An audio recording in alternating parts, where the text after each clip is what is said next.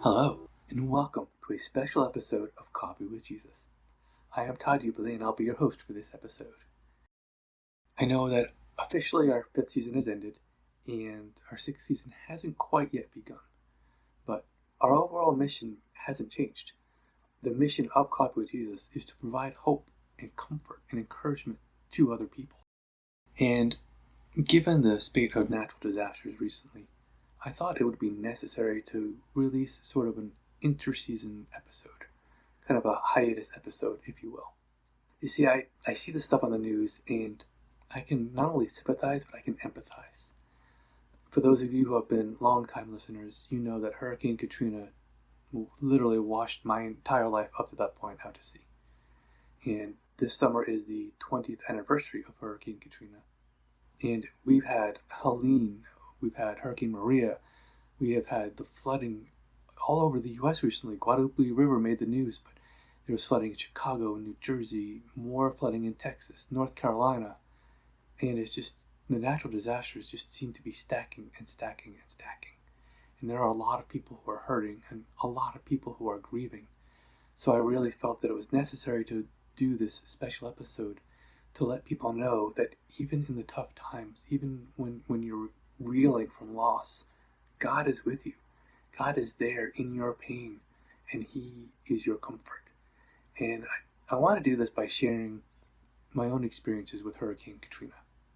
And again, for those of you who are longtime listeners, you've heard some of this before. You've heard most of it before.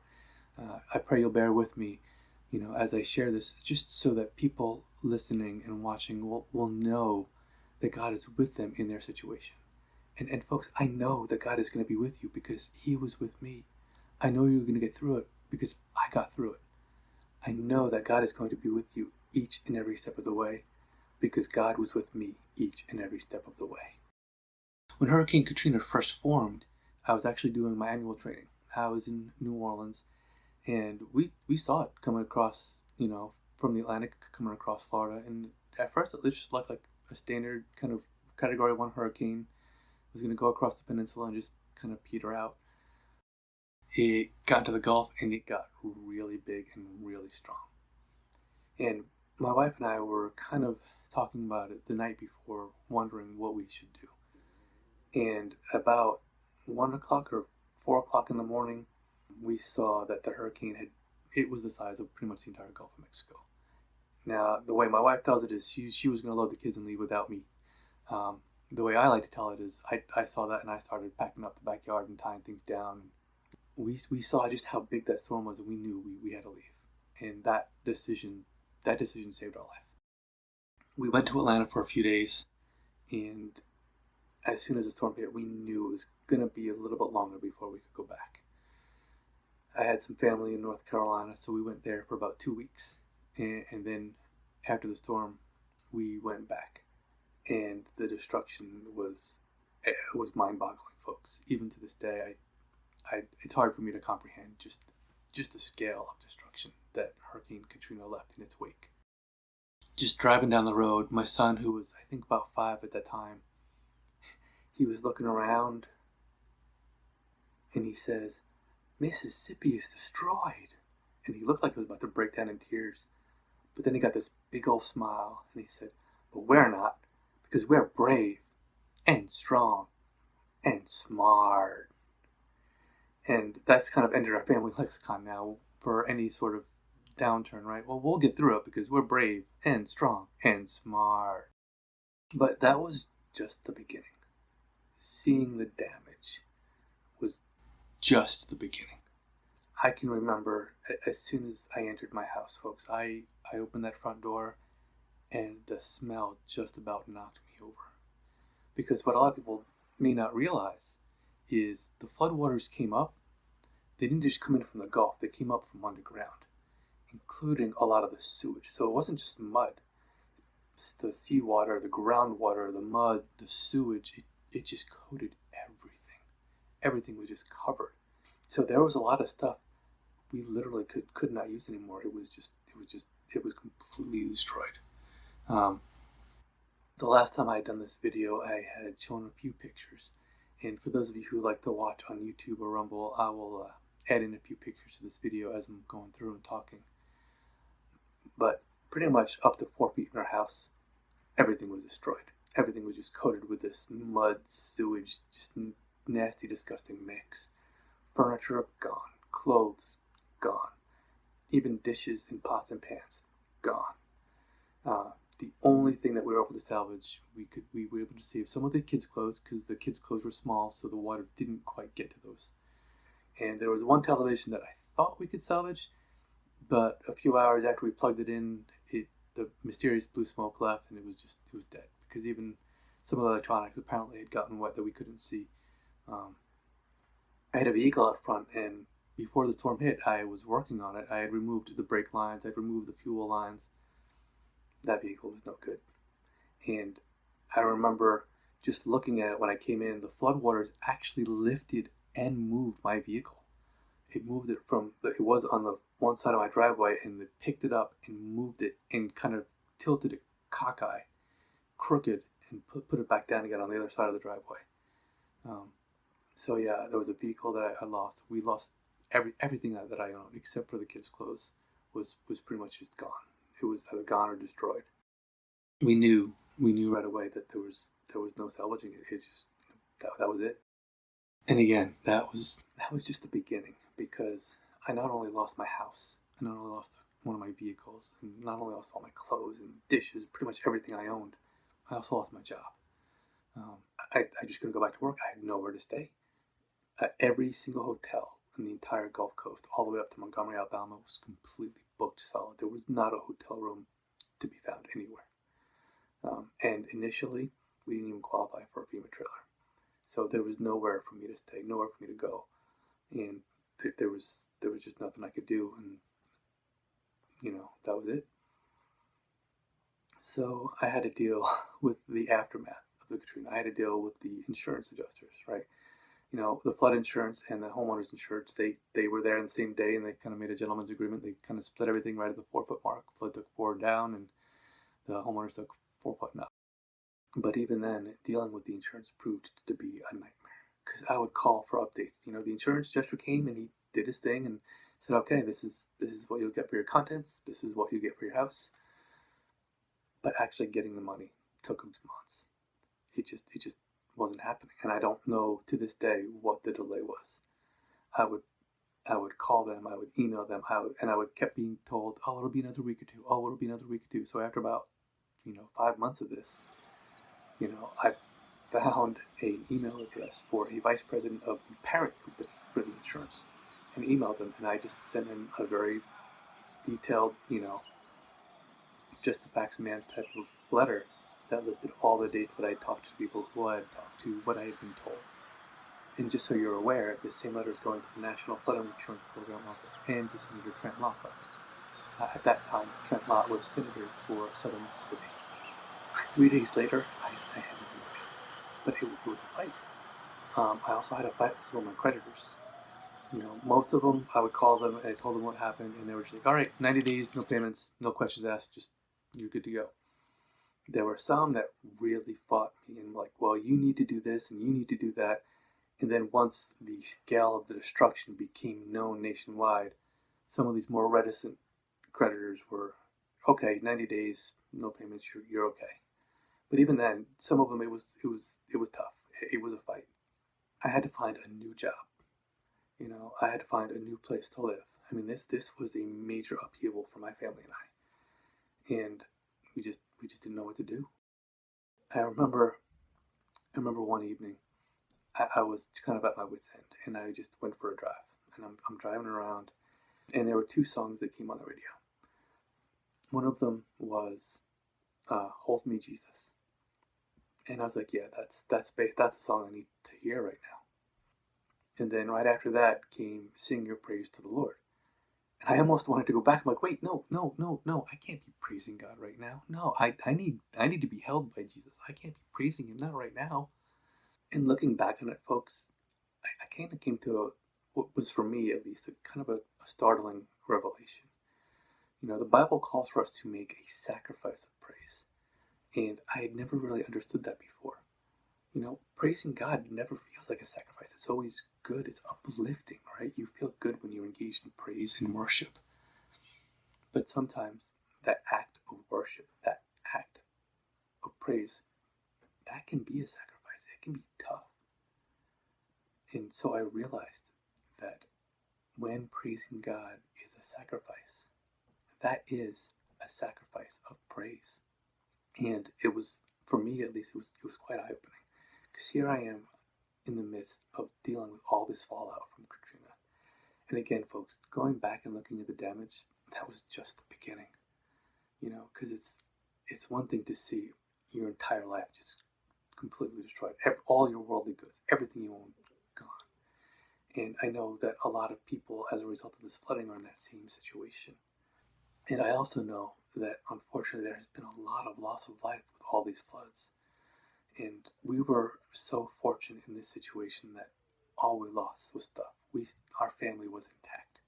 And I know right now there are a lot of families that are grieving out there. And folks, we have a lot of episodes on grief. Elizabeth Bristol and Paige Sturgeon have done some really amazing episodes on how to deal with that grief.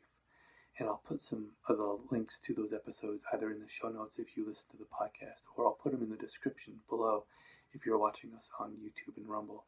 Because, I've lost family, I've lost friends, I am familiar with the grieving process, and it's tough. And so we do have some episodes specifically devoted to dealing with that grief, and I'll put those links down below.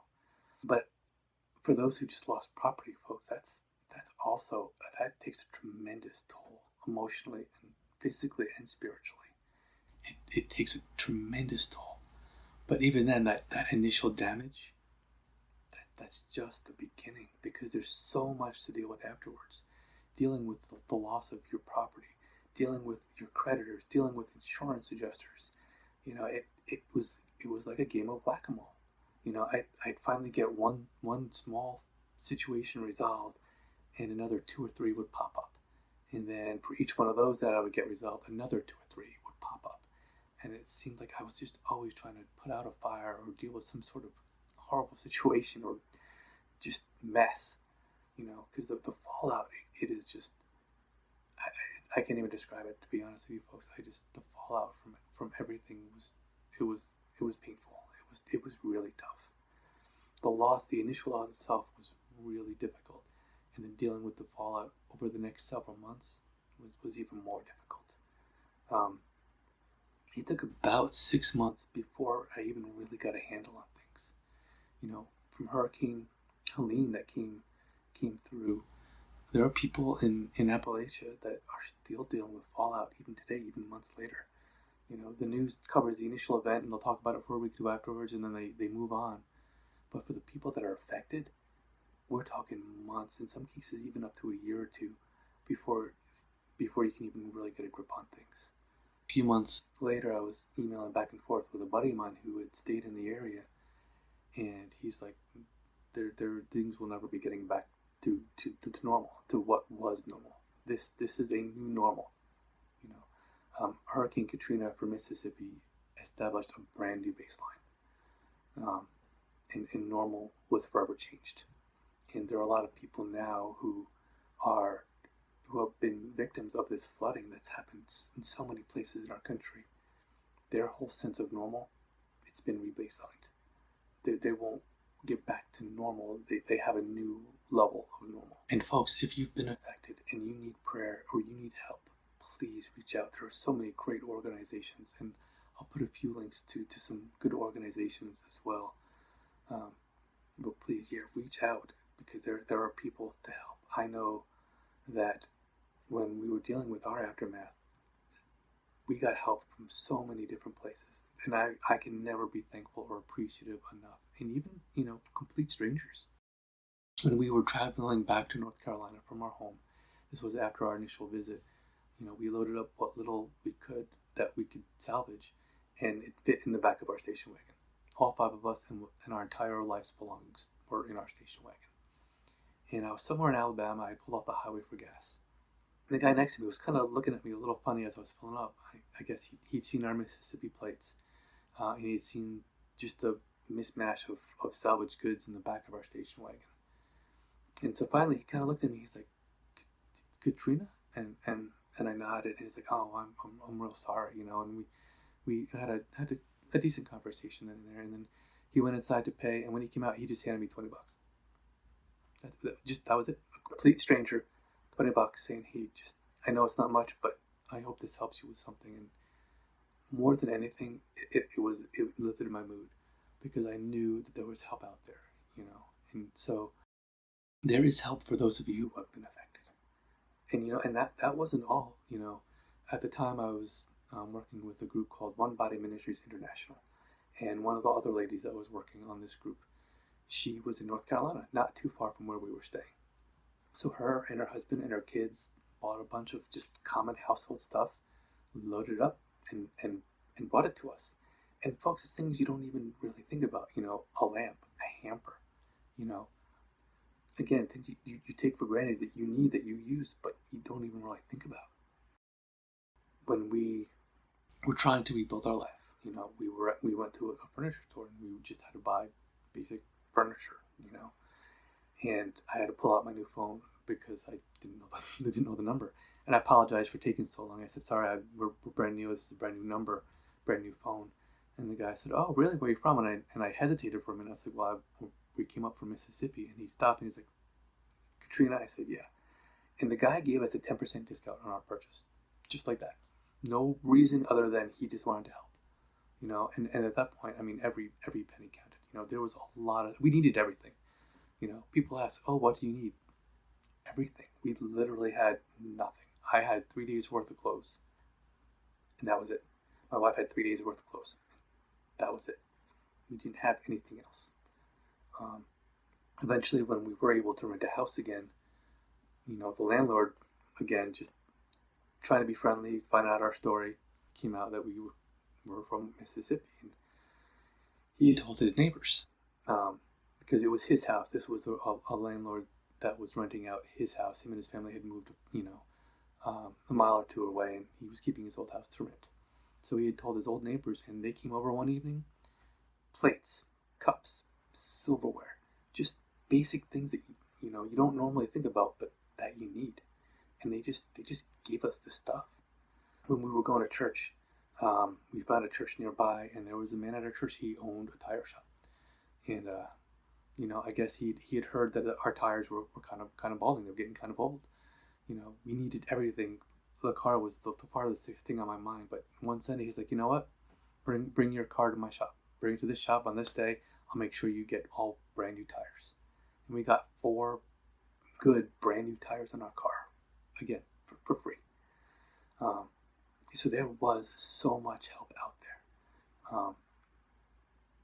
People just were really generous, and it was very comforting to me to see that generosity. And to really, thank you just isn't enough, but it was all I could say, and just people would help in whatever ways they could. And so, folks, for those of you that are in need right now, please reach out. You will find people are so generous. And again, I'll post a few links so that you can see them, so that you know some resources on where to go and where to ask. And for those of you who are grieving, I cannot tell you how sorry I am for your loss. And I'll provide some links as well for some of our episodes that can help you work through that grief. But folks, through everything, through every step and every way, through every trial, God was with me. He helped me in every way imaginable, ways that I couldn't even imagine. And I know that God is with you too. I know that God is going to help you. I know things look dark right now, folks. I've been there. I've been through that darkness. And when you're in the middle of that storm, when you're in the middle of that darkness, it's hard to see the sunlight. It's hard to see that light on the other side. But it's there. And God is carrying you through, and God will get you through.